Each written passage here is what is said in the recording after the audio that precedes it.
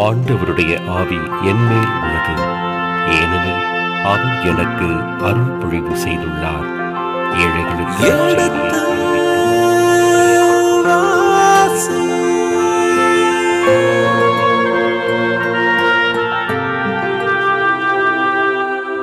எடுத்து வாசி.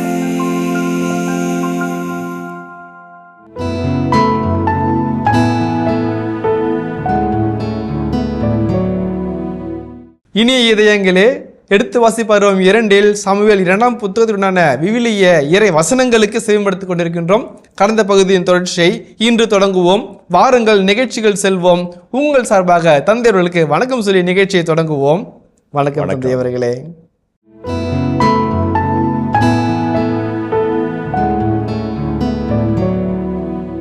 ரொம்ப அழகா சொல்றாரு. உன் தலைவரின் பேரன் மிபிபோசேத் எப்போதும் என்னுடன் உணவருந்துவான். எப்போதும் அப்படின்னாக்க எவ்வளோ நாளைக்கு அவர் விரும்புகிறாரோ, எவ்வளோ நாளைக்கு உயிரோடு இருக்கிறாரோ, எவ்வளோ நாளைக்கு நான் உயிரோடு இருக்கிறானோ இருப்பார். அந்த எப்போதும் வார்த்தைக்கு அது அழக. அடுத்த வசந்த வாசிப்போமே. என் தலைவராம் அரசர் தம் பணியாளனுக்கு இட்ட கட்டளைப்படியே உம் பணியாளனும் செய்வான் என்று அரசரிடம் சீபா கூறினான். அவனும் ரொம்ப அழகான ஒரு இது சொல்கிறான் பாருங்க. மேலே பாருங்களேன், 9ஆம் வசனம் பாருங்களேன். பிறகு சவுலின் பணியாளனாகிய சீபாவை அரசர் அழைத்து, சவுலின் பணியாளனாகிய, இப்போ வாசிங்க 11ஆம் வசனத்தில், என் தலைவராம் அரசர் தம் பணியாளனுக்கு இட்ட கட்டளைப்படியே உம் பணியாளனும் செய்வான். அழகான வார்த்தை. அதே பணியாளன் துவல்லோஸ் என்ற வார்த்தை பயன்படுத்துகிறாரு. அழகாக என்ன பயன்படுத்துகிறாங்க. எவ்வேத் என்கிறவர் சவுலின் பணியாளர் இது வரைக்கும் இருந்தார். சவுலின் குடும்பத்தாரை காப்பாற்று பணியில் ஈடுபட்டார். என் தலைவராம், உன்னாலே என் தலைவருக்கு ஆபத்து வரலன்னா நீ எனக்கு தலைவன் தான், உனக்கும் நான் பணியாளன் தான். சவுல் இறந்த பிற்பாடு யோனத்தான் இருந்த பிற்பாடு நான் நம்பிக்கையோடு அவன் பார்த்துக்கிட்டேன். என் நம்பிக்கை நீ புரிஞ்சுக்கிட்ட பாரு, நான் உனக்கும் பணியாளன் தான். தாவீதுடைய வம்சத்தில் சவுல் குடும்பம் தாவீது குடும்பம் 2 பகை குடும்பம் இருக்குது. இப்போ இவருடைய அன்பினால் சவுலின் பணியாளன் தாவீதின் பணியாளன் மாறுறார். அப்ரஹாம் லிங்கன் ஜெயிச்சப்ப நிறைய எதிரிகள் இருந்தாங்க. என் எதிரிகள் எல்லாம் வச்சு செய்ய போகிறேன் அப்படின்னு அவர் சொன்னாராம். சுத்தமாக யோசிச்சாலாம், பெரிய மனுஷனாக என்ன இப்படி சொல்கிறாரு அப்படின்னு. எல்லா எதிரிகளையும் ஒழிச்சு கட்ட போகிறேன் அப்படின்னாராம். சார் என்ன சார் சொல்கிறீங்க, கடவுள் மகத்தான வெற்றியை மிகப்பெரிய ஆசுவாதம் உங்களுக்கு கொடுத்துக்கிறாரு, ஏன் எதிரிகளை பற்றி நீ கவலைப்படுறேன், எல்லாரையும் ஃப்ரெண்ட் ஆக்கிடுவேன் அப்படின்னாராம். அழகான ஒரு சின்ன செய்தி. அன்பினால் எல்லாரையும் வெல்லுங்கள் அப்படின்னு பவுலடிகார் சொல்கிறார். அன்பு காட்டுவதே உங்கள் பெரிய கடனாக இருக்கட்டும்னு பவுலடிகார் சொல்கிறார். திருச்சட்டத்தின் நிறைவு அன்பேன்னு சொல்கிறார். ஒரு இடத்த ஒரு பிரச்சனையை சால்வ் பண்ணணும் அப்படின்னா ஒத்த மாத்திரைங்க. நம்ம வாழ்க்கையில் இருக்கிற எல்லா பிரச்சனைக்கும் ஒரே tablet love tablet. Love tablet அது உறவோ உணர்வோ அல்லது உரசலோ அல்லது சறுக்கலோ ஒரே மாத்திரை தான். லவ் டேப்லெட் போடுங்க ஒரு டேப்லெட்டை. நம்ம கவர்மெண்ட்ஸில் போனாங்க தானாக இருக்கும். தமிழ்நாடு அரசுன்னு போடுவோம். எந்த மாத்திரை பக்கம் தானாக இருக்கும். எங்கள் ஆயா சொல்லும், படுவாய்ப்பில் எல்லாத்துக்கும் ஒரே மாத்திரை கொடுக்குறானுன்னு திட்டம். ஐயா அப்படி இல்லை ஐயா, வெள்ளை கலரில் தானான்னு போட்டு தமிழ்நாடு அரசு உங்களுக்கு உள்ள மருந்து வேறையாக இருக்கும். ஆனால் அது தானான்னு போட்டுக்கிறவங்களுக்கு எல்லாத்துக்கும் ஒரே மாத்திரமே தெரியுதா ஐயா அப்படிமே. ஐயாவுக்கு புரியாது. நம்மளுக்கு நான் சொல்கிறேன், இப்போ எல்லாருக்கும் எல்லா வகையிலும் எந்த இடத்துலையும் ஒரே டேப்லெட், லவ் டேப்லெட். ஒரு பிரகாஷ் ஃபாதர் நீங்கள் என்ன சொல்லுவீங்க, ஃபாதர் ஒர்க் அவுட் ஆகலைன்னா இன்க்ரீஸ் த டோஸ். 2 மாத்திரை போடுறீங்களா, 4 போடுங்க, செட்டில் ஆயிரும். வேறு மாத்திரம்லாம் இல்லைங்க. தான் தாவீது ஒரு அன்பினால் வெல்கிறார். மிபிபோசேத்தினுடைய பயத்தை போக்குறாரு. அவருடைய நிலை குலைந்த தன்மானத்தை மீட்டு கொடுக்குறாரு. அவருக்குரிய மாண்பை மீட்டு கொடுக்குறாரு. அந்த அன்பினால் மிபிபோசேத்தை ஜெபிச்சு செத்த நாய் போன்ற ஒரு பணியாளன்னு அவனை சொல்லி, எனக்கு தகுதி கட்ட உங்களுக்கு எதுக்கே இவ்வளோ நல்ல மனசு உருகி போகிறார். அன்பினால் ஜெயிச்சாரா? அவன்தான் ராஜா செத்துட்டார், ராஜாவோட மகன் செத்துட்டான். நான் கடைசி துரும்புக்கிற வரைக்கும் என் குடும்பத்தையும் அவருடைய குடும்பத்தையும் காப்பாற்றுற நன்றுள்ள நாயாக இருப்பேன்னு சீபா சொல்கிறாரு. சொல்லி பையனை ஒழிச்சு வச்சு பாதுகாத்து அரசாங்கங்களை மாட்டின பிற்பாடு வந்து என்ன ஆகும் ஏதோ யோசிச்சுட்டு இருக்கிறவர் அரசோடைய நல்ல மனசை பார்த்துட்டு என் தலைவராம் பணியாளன் தன்னை உன்னுடைய பலனாக மாறுறார். ஒத்த நொடியில் சவுலின் குடும்பத்தின் பிரமாணிக்கும் உள்ள நபர் தாவீதுடைய பலனாக மாறுறார். அடித்தாரா, உதைச்சாரா, எலக்ட்ரிக் ஷாக் கொடுத்தாரா, நகத்தை பிடுங்கினாரா, கண்ணில் மிளகா பொடியை போட்டாங்களா, ஐஸ்கட்டில் படுக்க வச்சு எல்லாத்தையும் அடித்தாங்களா? அன்புனால. எந்த வதையும் இல்லாமல் வதைக்கிற ஒரே ஆயுதம் அன்பு மட்டும்தான். அது அழகாக அந்த சீபா இந்த கேரக்டர் பியூட்டிஃபுல் கேரக்டர். அவன் எல்லா இடத்துலையும் சவுலின் குடும்பத்தில், சவுலின் வீட்டாருக்கு, சவுலின் பணியாளர் அப்படிலாம் தாவீதே சொல்லக்கல. நீ உன் தலைவராகிய சவுலின் பேரனுக்கு நீ நிலத்தில் விடு, அவனால் போக முடியாது, 2 கால் இல்லை, நீ போ, உன் பிள்ளைங்க பெண்டு பிள்ளைகளோட நீ போய் வேலை செய், 6 லட்சம் சேர்த்து வேணும் தான் நீ எடுத்துக்க, நீ அவங்க கையில் கணக்கில் போடு, அவங்க கணக்கில் போடு, அவனுக்கு செலவுன்னு இருக்கக்கூடாது, வரவு மட்டும் தான் இருக்கணும், நான் வந்து அவனுக்கு செலவு நான் பார்த்துக்கிறேன். பிள்ளைங்களா உணவு துவா நக்கு 2 இட்லி சட்னி மட்டும் இல்லைங்க, எல்லாம் தான். அப்போ அவன் செலவில் அவன் கணக்கில் செலவுன்றது என் பக்கத்துலையோ வரவுன்றது உன் பக்கத்துலையும் வச்சுக்கோ நல்லா இருக்குன்னு சொன்ன உடனே இவ்வளோ நல்ல மனசா ராஜாக்குன்னு சொல்லி சவுலின் பணியாளர் ஒரு 4 முறை அழைக்கப்பட்ட சீபா, என் தலைவராம் ஆண்டவரே நானும் உங்கள் பணியாளன் தானே மாறுறார். ரொம்ப அழகான ஒரு காட்சி அது, வாசிக்கல என்று அரசிடம் சீபா கூறினான். இளவரசர்களில் ஒருவரைப் போலவே மெபிபோசேத்து தாவீதுடன் உணவருந்தி வந்தான். யாருங்க இளவரசர்? அரசு பதவிக்குரியவர்கள், அரசனின் பிள்ளைகள். தாவீதுக்கு 4 மனைவி சொன்னோம். ஒரு 10-15 பேர் ஒரு ஃபுட்பால் டீம் மாதிரி போயிட்டு இருப்பாங்க, அதில் இவர் ஒருத்தர் சேர்ந்துக்கிறார், சப்ஸ்டியூட்டாக இல்லை, மெயின் பிளேயராக. அதுதான் அவருடைய நல்ல மனசு. 10-15 பேர் ராஜாக்களாக போகிறாங்க, செங்கல் செருப்பு போட்டு ட்ரெஸ்ஸை போட்டு தலையில் கறி வச்சு செங்கல் வச்சுட்டு கிட்டு போடுவாங்க, அவங்கள சுற்றிட்டு விளக்கிறேன் போவாங்க. நீயும் போ சாமி, நீ என்ன வேற ஆளா சாமிண்டா, உனக்கும் உங்கள் அப்பாவுக்கும் அவருடைய ஆசீர்வாதம், அதே ஆசீர்வாதம் எனக்கு வந்துச்சு, அதான் ஒன்றா இருப்போம். இப்போதான் அழகான ஒரு அருமையானது. 12ஆம் வசனத்தை வாசிப்போமே. மெபிபோசேத்துக்கு மீகா என்ற ஒரு இளைய மகன் இருந்தான். சீபாவின் வீட்டை சார்ந்த அனைவரும் மெபிபோசேத்தின் பணியாளராக இருந்தனர். 2 கால் ஊனமான மெபிபோசேத்து அரசருடன் தொடர்ந்து உணவருந்தி வந்தான். எனவே எருசலேமிலேயே தங்கி இருந்தான். அதான் ரொம்ப அழகான காட்சி நிறைவு பெறுது. இப்போ என்னன்னாக்க, என் வீட்டிலே நீ சாப்பிடு அப்படின்னாக்க, அவர் மட்டும் இல்லை, அவருக்கு வந்து ஒரு மகன்னா மனைவி இருக்கணும் இல்லைங்களா, எல்லாம் வீட்டில் வந்துடுறாங்க. இன்னொன்று, அவனை யாரும் அவனுக்கு அதிகமாக நேசிக்கிறாங்கன்னு அவர் நினைச்சாரோ அவங்க தான் தொடர்ந்து அவனுடைய பணியாளராக இருக்கிறாங்க. ஒருவேளை அங்கேருந்து இங்கே வந்து நான் ஒன்று மதிக்கிற மாதிரி என் வீட்டுக்காரன் ஒன்று மதிக்காமல் போயிட்டாங்கன்னா நீ வருத்தப்படக்கூடாது, ஏன்டா இங்கே வந்து நினைக்கக்கூடாது. உன்னை பார்த்துக்க யாருமே சொல்லுது சீபா, அவனே ஒன்று பார்த்துக்கிட்டோம், எல்லா இடத்துலையும் எல்லாத்தையும் போகிறது வர்றது போக்கு எல்லாம் பார்த்துக்கிட்டோம். அவருடைய அன்பில் நீ நல்லா இருந்தல்ல, இப்போ எல்லாம் இருக்குது, உன்னை இன்னும் அவன் நல்லா பார்த்துக்குவான், அவனுக்கும் தேவை நான் கொடுத்துட்டேன், உனக்கு எந்த வகையும் பங்கு வராது. ரொம்ப அழகான ஒரு நேர்த்தியான மனநிலையை நம்ம பார்க்குறோம். அழகாக அப்போ வந்து அவருடைய அரண்மனையிலே சாப்பிட்டு அவருடைய ஆசீர்வாதங்களில் ஒன்றை பகிர்ந்து வாழ்கிற மெபிபோசேத்து எருசலேமிலேயே தங்கிவிட்டார். இந்த காட்சியுடைய நிகழ்ச்சி இன்னொரு இடத்துல வரும், அந்த வாசல் தொக்கி வச்சு எருசலேமே தங்கிவிட்டார்னு சொல்லிட்டு நிறைவு செய்கிறாங்க. நன்றி தந்தை அவர்களே, தெளிவான விளக்கம், சந்தேகம் எதுவும் இல்லை. ஆனாலும் அந்த வாழ்வியல் பாடம்ங்கிறத விட்டு விடுறதுக்கு மனசு வரல சாமி. ஊருக்கு போயிருந்தோம், பிரசங்கம் வச்சு இதெல்லாம் முடிஞ்சது.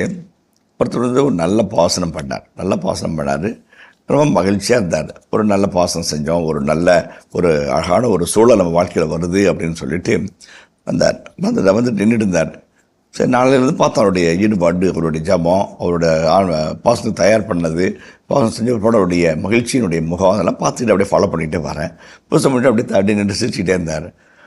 என்னங்க சார் அப்படின்னேன். அது காலையிலேருந்து தியானத்தில் பங்கேற்றேன்.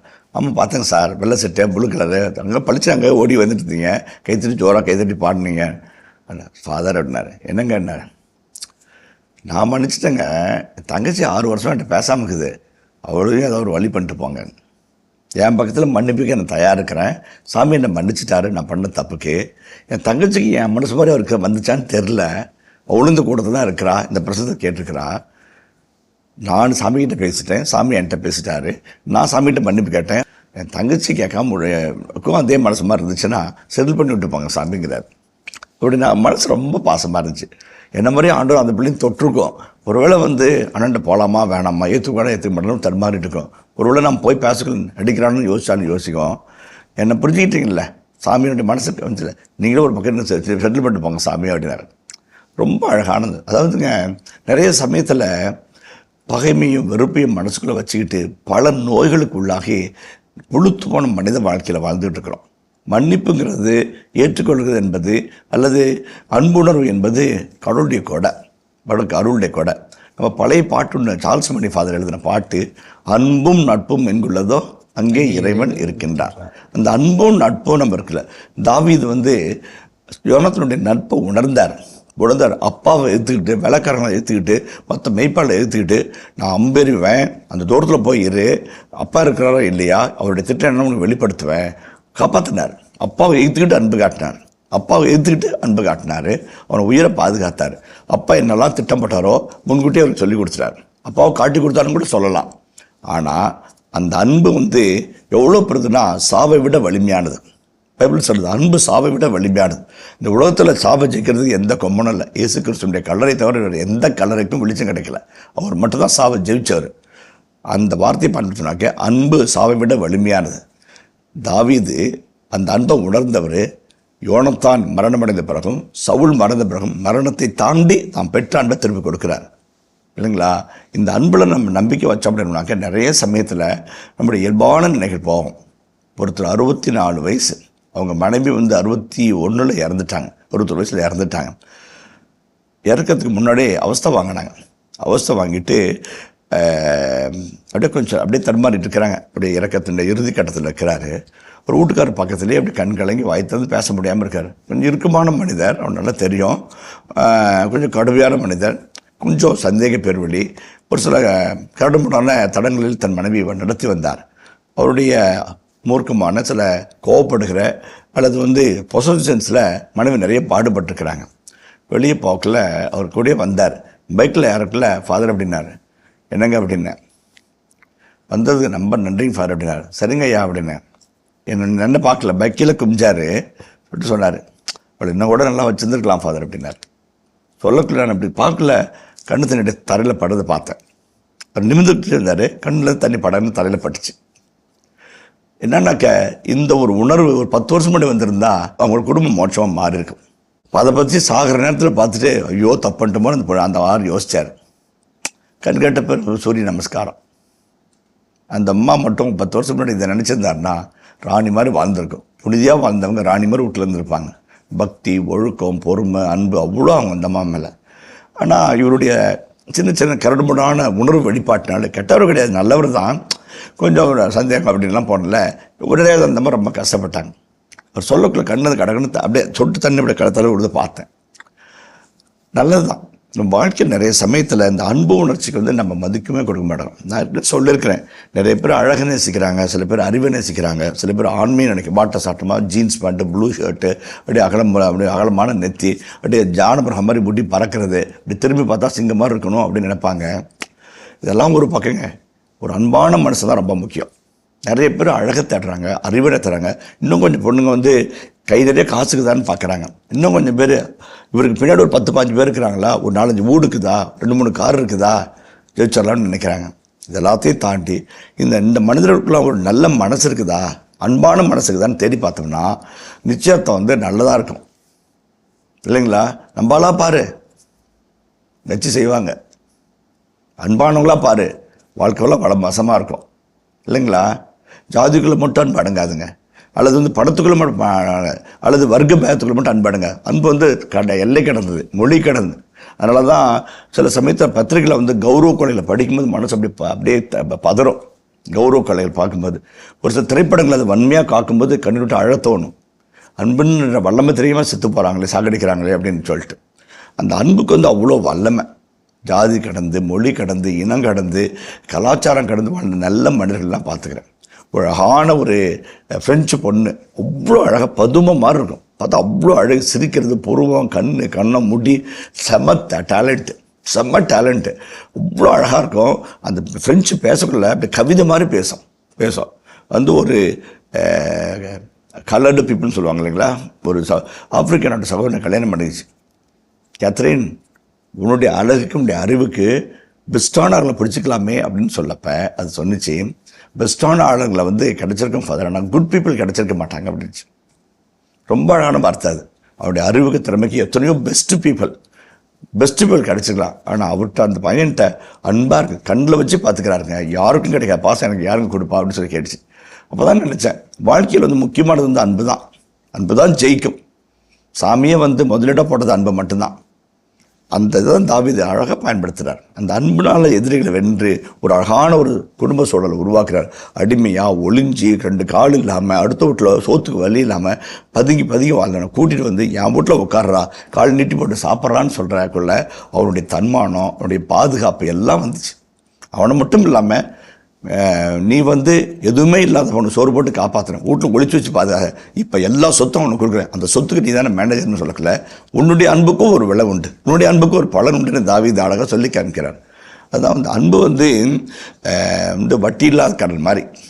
எவ்வளோ வேணாலும் வாங்கிக்கலாம். அதே போலவே வட்டியில்லா கடனாக கொடுக்கணும். நம்ம கட்டிலா கடனாக வாங்கி முதலிட பெருக்கி வியாபாரத்தை பெருக்கிக்கிற மாதிரி அதையே நம்ம திருப்பி கொடுக்கணும். அதாவது நம்ம வாழ்க்கையுடைய இயல்பான நியதி. நிறைய பேர் வந்து இதயத்துக்கு பதில் இரும்பு போட்டி வச்சு நடக்கிறாங்க இல்லைங்களா? இதயத்துக்கு பதிலாக இரும்பு போட்டி வச்சு நடப்பாங்க. அந்த இரும்பு போட்டிக்குள்ள இருக்கிற காசையும் பணத்தையும் தான் வாழ்க்கைன்னு நினைக்கிறாங்க. கடைசி காலத்தில் ஒன்றுமே இல்லாமல் போகும்போது இது ஒன்றுமில்லடா அப்படின்னு நினைக்கும்போது வாழ்க்கை கடந்து போயிருக்கும். வாழும் ஒவ்வொரு நாளையும் அன்பு செய்யும் நல்லா மாற்றிக்கிட்டோம் அப்படின்னம்னாக்க நம்முடைய வாழ்வு இனிமையாகும். வாழ்வின் வழிகள் வந்து மிகச்சிறந்த மகிழ்ச்சியை கொண்டு வந்து சேர்க்கும் இல்லைங்களா? அது அன்னையத்தில் சொல்லுவாங்க, மகிழ்ச்சிங்கிறது நிறைய பேர்த்துக்கு சாப்பாட்டில் இருக்கலாம், உடுத்ததில் இருக்கலாம், மேடையில் நிற்கிறதுல இருக்கலாம், கைத்தட்டில் வாங்குறதுலாம், தள்ள கிரீடம் சொல்கிறதுலாம் இருக்கலாம், அல்லது வந்து பளிச்சன் என்ற ஃப்ளாஷில் போய் நிற்கிற மகிழ்ச்சி இடத்துல. ஆனால் எல்லாத்தையும் தாண்டி கொடுக்குறதுல ஒரு மகிழ்ச்சி இருக்குது. அந்த மகிழ்ச்சியை கண்டவன் வந்து மிகப்பெரிய ஞானிம்பார். கொடுக்கும் மகிழ்ச்சி. யோவான் 3:16 சொல்வார், கடவுள் உலகமேல் அன்பு கூர்ந்தார். எப்படி அன்பு கூர்ந்தார்? தன் ஒரே பேர் அந்த மகனை அளிக்கும் அளவிற்கு அன்பு கூர்ந்தார் இல்லைங்களா? மகனையே கொடுக்கிற அளவுக்கு அன்பு கூர்ந்தார். அந்த கொடுக்கிற மகிழ்ச்சி சாமி வந்து நமக்கு புரிய வைக்கிறதுக்காக தன் மகனையே கொடுத்து அன்பு செய்தார். எங்கள் பசங்க கிளாஸில் கேட்பாங்க, மீட்பு உங்களுக்கு எப்படி வந்துச்சு ஃபாதர் அப்படின்னு சொல்லி கேட்பாங்க. எப்போ வந்துச்சு ஃபாதர் அப்படிம்பாங்க. வந்து அதுக்கு வந்து உலக புகழ் பெற்ற, அது இந்தியாவின் தலை சிறந்த இறையியல் வல்லுனர், கிறிஸ்டாலஜியில் வந்து கிறிஸ்தியலில் வந்து செம தலை வந்து பூனே செமினேரியில் வந்து பல ஆண்டுகள் கிறிஸ்தியலை நடத்தினவர் ஜேக்கப் பரப்பள்ளின்னு சொல்லிட்டு மானசீக குரு, அழகான இறையியல், அற்புதமான மனிதர், புதிய சிந்தனைகளுக்கு வித்திட்டவர், MSF சபையை சார்ந்தவர். அவர் வந்து சொல்லும்போது சொன்னார், நமக்கு மீட்புங்கிறது அந்த அம்மா ஆமின்னு சொன்னாங்கல்ல, கருவில் தாங்கினாங்கல்ல, 10 மாதம் சுமந்து அந்த குடிசையில் மாட்டுக்குடியில் போட்டுட்டாங்க, அப்பயும் மீட்பு வந்துருச்சு. Incarnation self full effect of salvation அப்படின்னாரு. இப்போ ஏன் பாடுபட்டார்? செல்வியில் அறைய விடுற அளவுக்கு நம்ம ஒன்றும் அவ்வளோ மோசமாக பண்ணிட்டோமா, அவ்வளோ பாவமா? அவர் மகனை கதற விட்டு எழுன்னு சொல்ல வச்சு செல்வி அறைய வச்சார். அந்த பாவம் நம்ம பண்ணோம், அவ்வளோ பாவம் பண்ணிட்டு நம்ம அப்படின்னு கேட்டப்ப, ஒருவேளை பாட்டுக்குடியில் பிறந்த இயேசு மீட்பு கொடுத்தாருன்னா நீ நம்ப மாட்டேன், நீ புரிஞ்சிக்க மாட்டேன். 3 ஆணியில் கிழிஞ்சி சட்ட மாதிரி தொங்க விட்டு டேய் புரிஞ்சுக்கடான்னு சொல்ல வைக்கிறார். அவருடைய பாடுகள் வந்து புரிதலுக்கான பாடங்கள் அப்படின்னு சொல்லுவார். நிறைய பேர் அவர் கருத்தை ஏற்றுக்கூட மாட்டாங்க. ஆனால் தான் உண்மை. சாமி ஒத்த வார்த்தையில் உலக படித்தவர், ஒத்த வார்த்தையில் மீட்டேன்னு சொன்னால் மீட்டிருப்பார், முடிஞ்சிருக்கும். ஆனால் நம்ம இந்த மரமண்டைக்கு புரியாது, இந்த மரமண்டைக்கு ஏறாது. தொட்டாதான் நம்ம ஒருத்தர் குதிச்சார் பாருங்க, அந்த மாதிரி நம்மளுக்கும் மனசு இருக்கும். அந்த மாதிரி மனசுகள் எல்லாம் தட்டி தூக்கணும்னு மகனம் வந்து கல்வாரி மலையில் சிலுவையில் உயர்த்தப்பட்ட பெண் அனைவரின் பால் ஈர்த்துக்கொள்வோன்னு சொன்னார்ல, இந்த வாக்குறுதி மெய்ப்பிச்சு காமிச்சார். தாங்கள் குத்தியவரை ஊடுருவ நோக்குவர்னு இல்லை, அந்த மரணம் நிறைவேறுன்னு பண்ணார். அப்போ எந்த மரமண்டையும் அறிவே இல்லைனா கூட அதை பார்க்கும்போது அதில் எடுக்கிற அன்பினுடைய தன்மையும் தியாகத்துடைய தன்மையும் பார்த்து புரியாமல் இருக்கவே கூடாது. அதான் அவ்வளோ அழகாக இயல்பாக எல்லாரும் புரிஞ்சுக்கிற மாதிரி ஒரு நிகழ்ச்சி காட்டி இவ்வளோ நான் உன்னை நேசித்தேன்னு சொல்கிறேன். அதுதான் வந்து அன்பினுடைய தன்மை. கடவுளே அன்பு மேலே நம்பிக்கை வைக்கும்போது ஆப்டால் ஒரு தூசு குப்பையான நாம் அன்பு மேலே நம்பிக்கை வைக்க மாட்டேங்கிறமேன்னு சொல்லிட்டு ஒரு எழுத்தாளர் எழுதும்போது, love is not risky, it's risky அப்படின்னு ஒரு சின்ன விளையாட்டு ஒரு வாக்கியம் சொல்லுவார். ரஸ்கினாக்க ரஸ்க்கு, வடிவேல் கூட சொல்லுவார், எனக்கு ரிஸ்க் எடுக்கிறது ரஸ்க்கு மாதிரிம்பார். இந்த ரஸ்க்குங்கிறது காஞ்சி போன ரொட்டி இல்லைங்களா, அதை டோஸ்ட்டில் வச்சு எடுத்தோம்னா லைட்டாக சீஸ் தடவி ஜாம் தடவி காஃபியில் தொட்டு சாப்பிட்டா சூப்பராக இருக்கும். அடுப்பத்திரிக்கை தேவையில்லை, பால் பொங்க தேவையில்லை, அல்லது இட்லி சட்டியில் எடுத்து கழுவி ஒவ்வொரு அடையில் மாவு ஊற்றி மூடி போட்டு வச்சுட்டு 10 நிமிஷம் வந்துச்சான்னு தொட்டு பார்த்து ஐயோ சுட்டுச்சேன்னு சொல்ல தேவையில்லை. ஒன்றுமே அப்படி பாக்கெட்டை ஓப்பன் பண்ணுறோம், தடவுறோம், காஃபி காய்ச்சுறோம், குடிச்சு போயிட்டே இருக்கிறோம். எந்த இதுவும் இல்லாமல் நோகாம நொங்கு சாப்பிட்ற வேலை தான் ரஸ்கி. அன்பு என்பது இப்படிப்பட்ட ஒரு நோகாம நொங்கு சாப்பிட்ற அல்லது பப்பாளியில் கரண்டி போட்டு சுரண்டி சாப்பிட்ற வேலை கிடையாது. அது வந்து தன்னையே உடைத்து மண்ணில் மடிந்து விளைச்சலாய் 30, 100, 60 பலன் தர வாழ்க்கை தான் வந்து அன்பினுடைய தன்மை. இது ரிஸ்க்கு என்ன ரிஸ்க்குன்னா, ஒத்த பிள்ளை தான் அவருடைய மகன், கொடுக்கறது எதுவுமே இல்லை. இன்னொரு பையனை தான் அவனையும் கொடுத்துருப்பார். ஒரே மகன், 2ஆம் அழகிய சூதனாகிய சர்வேஸ்வரன். அந்த ஒரு பிள்ளை தான் இருக்குது. என் மகனை அனுப்புனா நேசிப்பாங்களோ அப்படின்னு சொல்லிட்டு அனுப்பி வச்சார். நம்ம என்ன பண்ணோம், திராட்சை தோட்டக்காரங்க பிடிச்சி ஊருக்கு வெளியே வச்சு கல்லால் அடித்து கொன்று இவனை கொன்னா சொத்து நமக்கு வருன்ற ஒரு மோசக்கார மனுஷங்கள இருக்கிற மத்தியில் தன் மகன் அனுப்பினார். ரிஸ்க் எடுத்தார் இல்லைங்களா, ரிஸ்க் எடுத்தார். Love is risky. நம்ம காட்டுற அன்புக்கு அன்பு தான் வரும்னு சொல்லவே முடியாது. நம்ம காட்டுற அன்புக்கு பலன் கிடைக்கும்னு சொல்லவே முடியாது. நம்ம அன்புக்கு பாராட்டு கிடைக்கும்னு சொல்லவே முடியாது. இருந்தாலும் போடுறோம், ரிஸ்க் எடுக்கிறோம். சாமி சொல்கிறாரு, நீங்கள் காட்டுற அன்புக்கு அது ரிஸ்காக இருக்கலாம், ஆனால் கட்டாயமாக காலத்தின் பேரில் நிறைவான பலன் கிடைக்குங்கிறார். Love is not risky the risky. அதை நம்ம எடுத்தோம்னா ஷேக்கியாக இருக்கிற வாழ்க்கை ராக்கியாக மாறும் அப்படின்னு அந்த கவிதை போகும். அதுதான் வாழ்க்கை. அந்த அன்பில் இருக்கிற ஒரு அப்படியே நிராதர பாணியாக தான் நான் நம்மளை அப்படியே உடச்சி கொடுத்தோம் அப்படின்னோம்னாக்க அதனுடைய பலனை நம்ம கட்டாயம் பார்ப்போம். மணல் மாதிரி இந்த வீடை பாறை மாதிரி மாற்றுவார்.